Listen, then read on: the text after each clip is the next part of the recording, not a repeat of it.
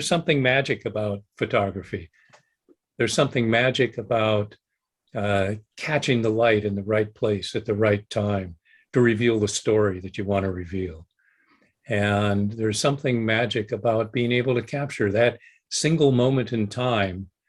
Actually, was my father's inspiration. He loved photography. He loved doing Chinese drawings or ink drawings in Chinese style. And we had a darkroom in the basement. And about junior high, I got interested in doing photography and playing in the darkroom, developing film, developing pictures, spending a lot of time with the various chemicals and things, and had a lot of fun with it. And so basically, pretty much since junior high, I've been doing photography. It was very much a tremendous thrill to see a picture develop on a piece of paper, a real thrill to see the film actually have images on it that you developed yourself. And so it was a lot of fun to do. I'm a geologist, photographer, educator, author, and guide. And I also happen to wear the hat of being a National Geographic explorer. When I take pictures, I'm thinking of stories. When I have judged photos at the Washington State Fair, which I've done for some number of years now, I'm asking myself as I look at the photos, what's the story? And so storytelling is an incredibly important part of photography to me. If the picture you want isn't there, turn around and look down. It might be there. There's be something else to photograph. Find a nice place to sit where there's a great picture potential and wait for the picture to happen, where you've got the setting, and just watch the people and wait for the picture to happen. So I've done stage lighting early in my life, in high school and in college.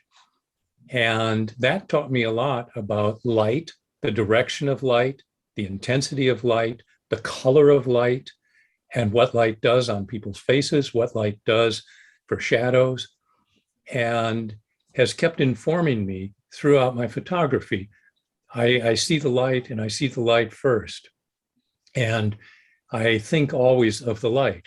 I really like to go to Cape Disappointment and photograph the waves, but to get good photographs of the waves, the first thing you have to have is great light. Lousy light, you get lousy photographs. There are other photographic stories to tell. There are always other photographic stories to tell. But if you want the photo story of the crashing waves, light has to be there. What could be better than studying the earth? Because after all, it combines art. So science and art go together very well.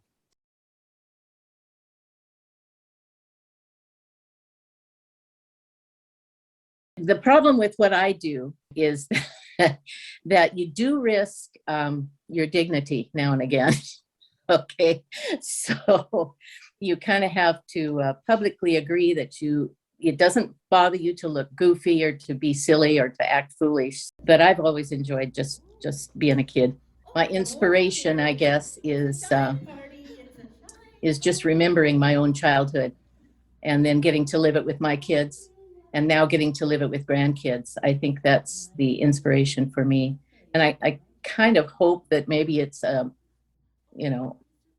spiritual inspiration. I'm not certain, but I kind of hope that it might be.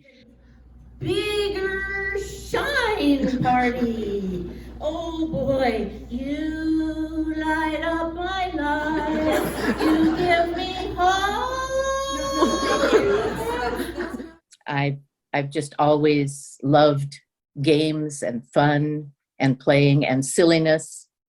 And those are, just experiences all through my life, whether I was kind of a fearless kid. So it was that I wasn't afraid of animals, and I wasn't afraid of heights, and I wasn't afraid to jump in the water, or I wasn't intimidated by adults. I kind of enjoyed, climbing the highest tree that I could find and just being out in the neighborhood with the kids. I was the smallest, the youngest one in that neighborhood, but I loved being, like a community organizer. I sort of made up something that we were going to do for the day, and it was nice that the bigger kids always followed along, and we had such good times together. Now I must end the rest of this rhyme to save our precious time, so you may hear a little message more sublime. But I do love words. I mean, I just love playing with words. I've always loved that a lot. So yeah, it's kind of it's really, really rewarding when your little 4-year-old grandson just looks at you and says, "Grandma, you are a good rhymer." You are so good at rhyming. And I think, oh, well, that's a lovely compliment. Thank you so much.